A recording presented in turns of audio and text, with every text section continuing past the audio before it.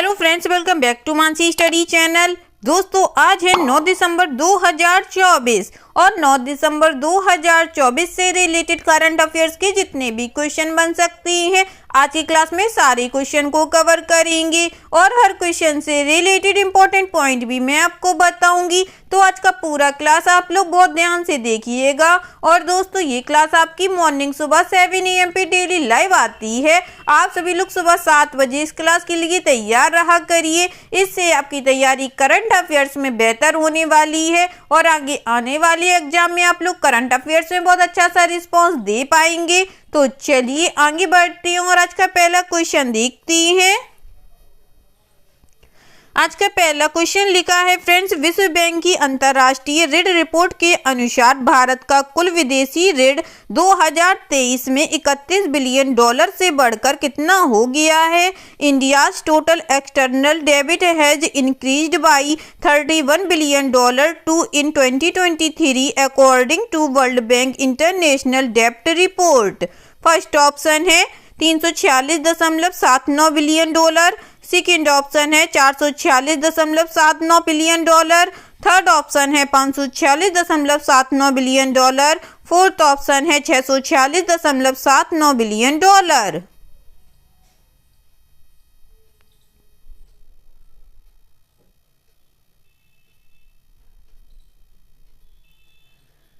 जल्दी से बताइएगा फ्रेंड्स। विश्व बैंक की अंतर्राष्ट्रीय ऋण रिपोर्ट के अनुसार भारत का कुल विदेशी ऋण 2023 में $31 बिलियन से बढ़कर कितना हो गया है। इस क्वेश्चन का जो राइट आंसर हो जाएगा फ्रेंड्स, वह है हमारा ऑप्शन नंबर डी, $646.79 बिलियन। ठीक है फ्रेंड्स, चलिए आगे बढ़ते हैं और इससे रिलेटेड इंपॉर्टेंट पॉइंटों को पढ़ते हैं। विश्व बैंक की अंतर्राष्ट्रीय ऋण रिपोर्ट के अनुसार भारत का कुल विदेशी ऋण 2023 में $31 अरब बढ़कर $646.79 अरब हो गया है। रिपोर्ट में आगे कहा गया है कि ब्याज भुगतान 2022 में $15.08 बिलियन से बढ़कर 2023 में $22.54 बिलियन हो जाएगा, जहां दीर्घकालिक ऋण स्टॉक 2023 में 7% बढ़कर $498 बिलियन हो गई हैं। वहीं अल्पकालिक ऋण स्टॉक 2023 में मामूली गिरावट के साथ $126.32 बिलियन पर आ गए हैं।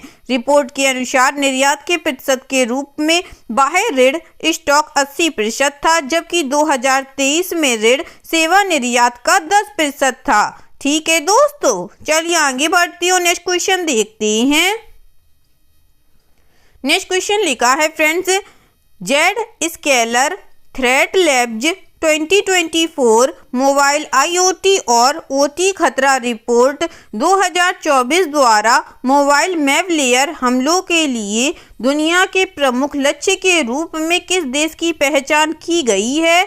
Which country has been identified as the world's major target of mobile malware attacks by the Zscaler Threat Labs 2024 Mobile LOT and OT Threat Report 2024। First option है इंडिया, सेकेंड ऑप्शन है USA, third option है Japan, fourth option है south Korea.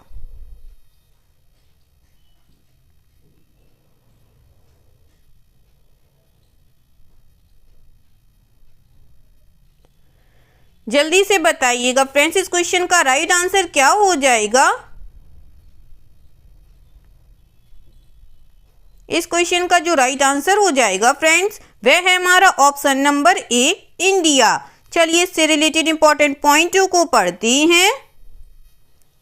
हाल ही में प्रकाशित जेडस्केलर threat labs 2024 mobile LOT और OT threat report के अनुसार Bharat mobile malware हमलों के लिए सबसे अधिक लक्षित देश के रूप में उभरा है। क्लाउड सुरक्षा कंपनी जेडस्केलर INC द्वारा 3 दिसंबर 2024 को प्रकाशित रिपोर्ट में जून 2023 से मई 2024 तक मोबाइल और LOT अथवा OT पर हैकर्स द्वारा किए गए सुरक्षा हमलों का विश्लेषण किया गया है।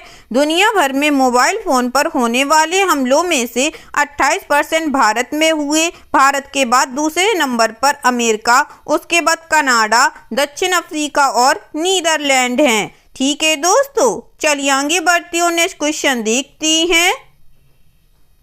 नेक्स्ट क्वेश्चन लिखा है फ्रेंड्स, दूसरा भारत यूनाइटेड किंगडम 2+2 विदेश और रक्षा संवाद कहाँ आयोजित किया गया है? Where was the second India United Kingdom 2+2 foreign and defence dialogue held? First option है न्यू दिल्ली, सेकेंड ऑप्शन है मुंबई, थर्ड ऑप्शन है बेंगलुरु, फोर्थ ऑप्शन है Hyderabad.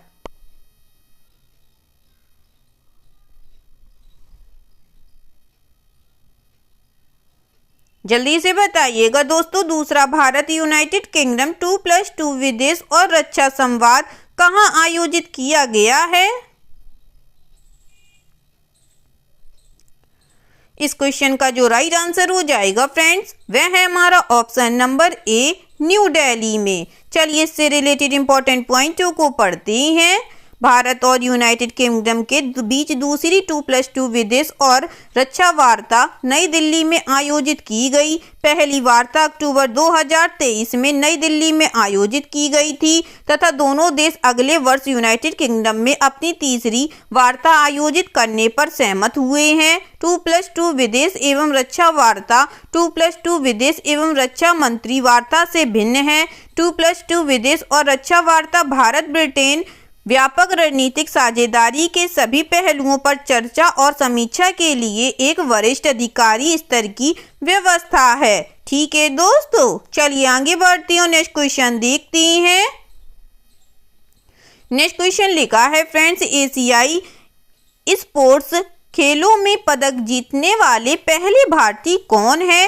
Who is the first Indian to win a medal in the Asian sports games? First option है पारुल त्यागी, second option है शिखा Goyal, third option है पवन कंपैली, fourth option है अंकित गुप्ता।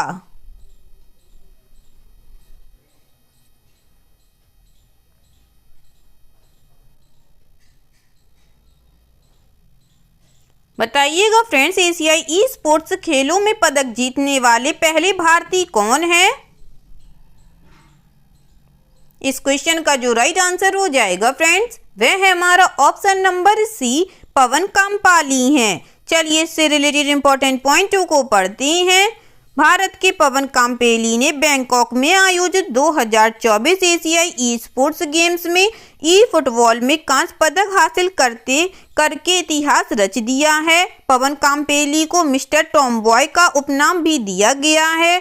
पवन कामपेली ने football स्पर्धा में भारत के लिए ऐतिहासिक कांस्य पदक जीता।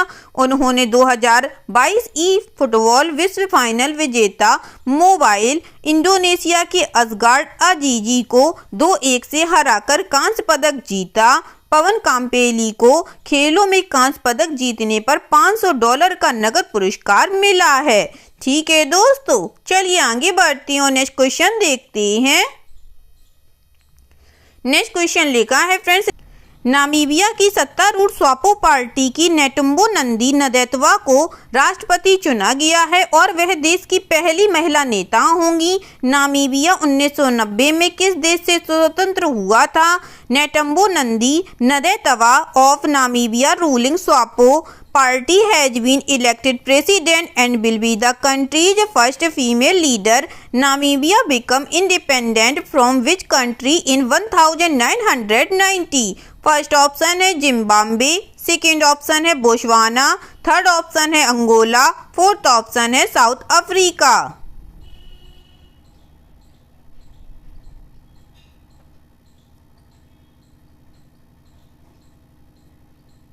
जल्दी से बताइएगा दोस्तों, नामीबिया 1990 में किस देश से स्वतंत्र हुआ था? इस क्वेश्चन का जो राइट आंसर हो जाएगा फ्रेंड्स, वह है हमारा option number D, south Africa से। चलिए इससे रिलेटेड इंपॉर्टेंट पॉइंटों को पढ़ते हैं। नामीबिया की सत्तारूढ़ SWAPO पार्टी की नेटुम्बो नदी नतैतवा को राष्ट्रपति चुना गया है और वह देश की पहली महिला नेता होंगी। 72 वर्षीय नंदी नतैतवा वर्तमान में उपराष्ट्रपति हैं। उनकी जीत से स्वापो की सत्ता में 34 साल का विस्तार होगा, जब से इसने 1990 में रंगभेदी दक्षिण अफ्रीका से नामीबिया को स्वतंत्रता दिलाई थी। नामीबिया के चुनाव आयोग द्वारा दिए गए ब्यौरे के अनुसार राष्ट्रपति पद की दौड़ में उन्हें लगभग 57% वोट मिले। नंदी नतैतवा को जीत हासिल करने के लिए 50% से अधिक वोट हासिल करने की आवश्यकता थी। ठीक है दोस्तों, चलिए आगे बढ़ती हूँ, नेक्स्ट क्वेश्चन देखते हैं।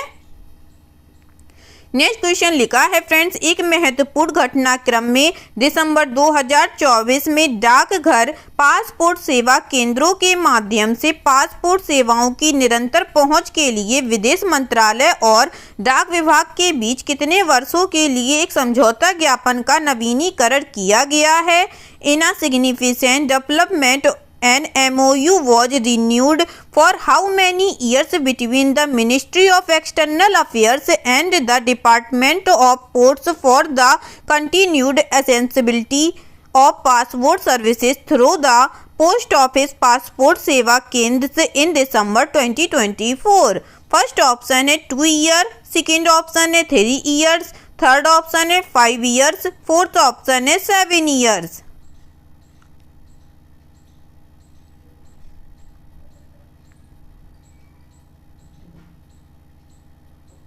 जल्दी से बताइएगा दोस्तों, इस क्वेश्चन का राइट आंसर क्या हो जाएगा। इस क्वेश्चन का जो राइट आंसर हो जाएगा फ्रेंड्स, वह है हमारा ऑप्शन नंबर सी 5 ईयर्स। चलिए इससे रिलेटेड इंपॉर्टेंट पॉइंटों को पढ़ते हैं। एक महत्वपूर्ण घटनाक्रम में डाकघर पासपोर्ट सेवा केंद्रों के माध्यम से पासपोर्ट सेवाओं की निरंतर पहुंच के लिए विदेश मंत्रालय और डाक विभाग के बीच समझौता ज्ञापन को 5 वर्षों के लिए नवीनीकृत किया गया। 2017 में शुरू की गई डाकघर पासपोर्ट सेवा केंद्र सेवा 1.52 करोड़ से अधिक नागरिकों को पासपोर्ट से संबंधित सेवाओं की सुविधा प्रदान करने में सहायक रही है, विशेष रूप से ग्रामीण और वंचित क्षेत्रों में, जिससे पूरे भारत में नागरिकों के लिए पासपोर्ट सेवाओं तक व्यापक पहुंच सुनिश्चित हुई है। ठीक है दोस्तों, चलिए आगे बढ़ते हैं, नेक्स्ट क्वेश्चन देखते हैं। नेक्स्ट क्वेश्चन लिखा है फ्रेंड्स, भारत सरकार की विकासशील भारत @2047 कार्य योजना के एक भाग के रूप में रसायन और पेट्रोकेमिकल विभाग ने किसमें रासायनिक और पेट्रोकेमिकल औद्योगिक सुरक्षा पर पहला प्रशिक्षण कार्यक्रम शुरू किया है। As a part of government of India's action plan for Viksit Bharat @2047, the department of chemicals and petrochemicals launch the first training programme on chemical and petrochemical industrial safety act. First option है मुंबई, सेकेंड ऑप्शन है Chennai, third option है Indore, fourth option है अहमदाबाद।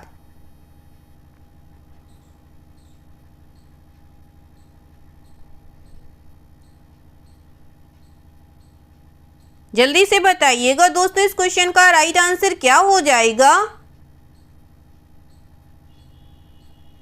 इस question का जो right answer हो जाएगा friends, वह है हमारा ऑप्शन नंबर डी अहमदाबाद। चलिए इससे रिलेटेड इंपॉर्टेंट पॉइंटों को पढ़ते हैं।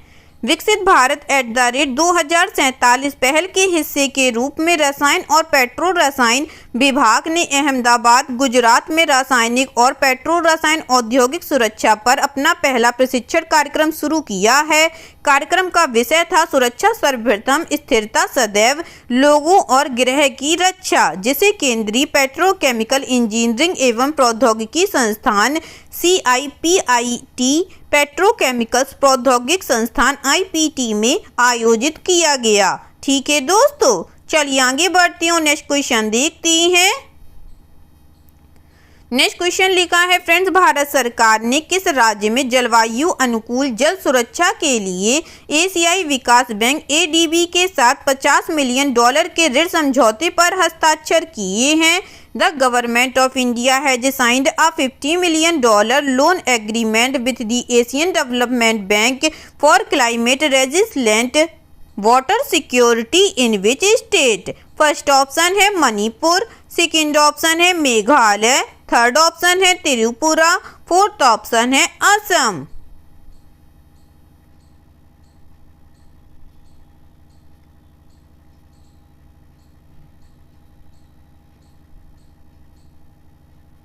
बताइएगा दोस्तों, भारत सरकार ने किस राज्य में जलवायु अनुकूल जल सुरक्षा के लिए एशियाई विकास बैंक ADB के साथ $50 मिलियन के ऋण समझौते पर हस्ताक्षर किए हैं?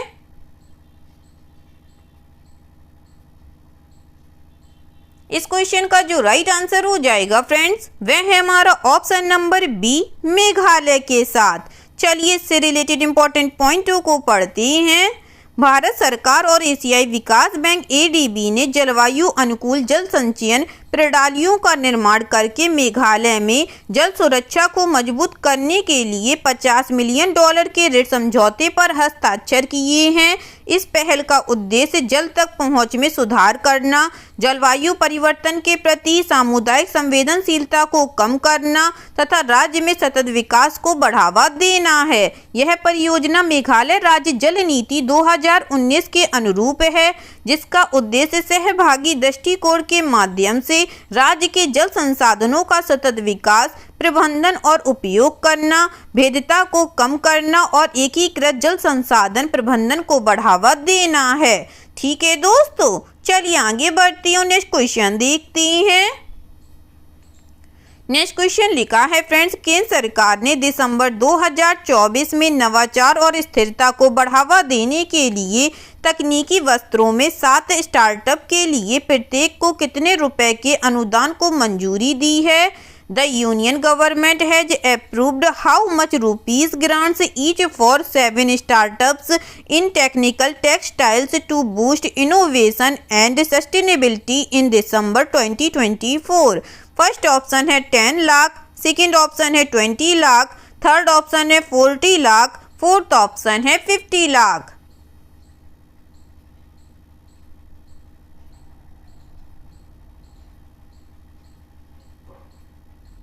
जल्दी से बताइएगा दोस्तों इस क्वेश्चन का राइट आंसर। इस क्वेश्चन का जो राइट आंसर हो जाएगा फ्रेंड्स, वह है हमारा ऑप्शन नंबर डी, 50 लाख। चलिए इससे रिलेटेड इंपॉर्टेंट पॉइंटों को पढ़ते हैं।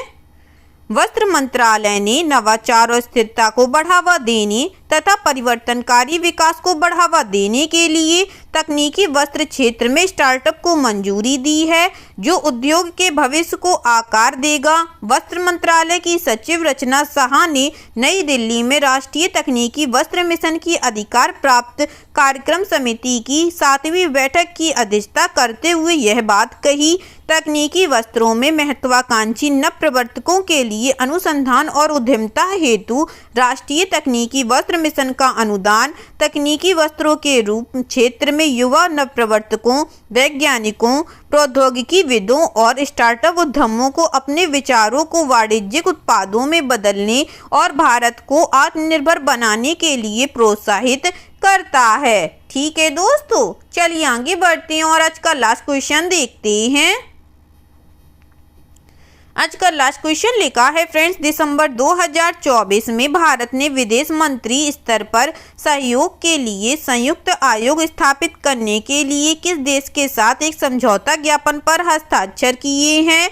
In December 2024, India signed an MOU with which country to establish a joint commission for cooperation at the foreign ministers level. First option है कुवैत, सेकंड ऑप्शन है Bahrain, third option है Jordan, fourth option है Libya.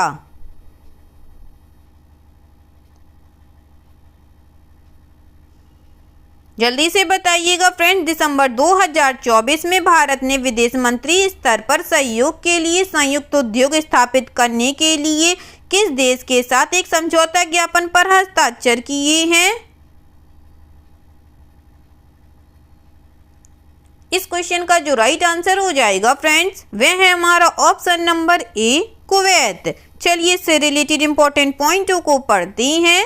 Bharat और Kuwait ने द्विपक्षीय संबंधों को मजबूत करने के लिए विदेश मंत्री स्तर पर संयुक्त सहयोग आयोग की स्थापना हेतु एक समझौता ज्ञापन पर हस्ताक्षर किए हैं।